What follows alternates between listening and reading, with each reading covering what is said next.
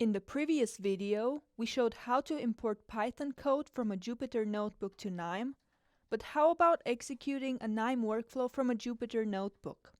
In this example, we run a KNIME workflow in Jupyter that performs a complex database query, parameterized on user-supplied information. After we've installed the KNIME module for Python, we define the location of the workspace and select a workflow. This is what our workflow looks like in KNIME Analytics platform. We can see our workflow in the Jupyter notebook by displaying its SVG. Next, we provide our workflow with a table containing the terms we want to query for. We do so by providing a pandas data frame.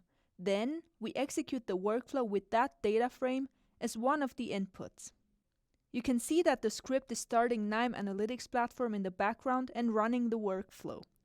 Because the query is complex, this takes a few seconds to run. The workflow is now down and we have access to the data from the two output nodes as pandas data frames. To demonstrate that the query was successful, here are the first rows of each table.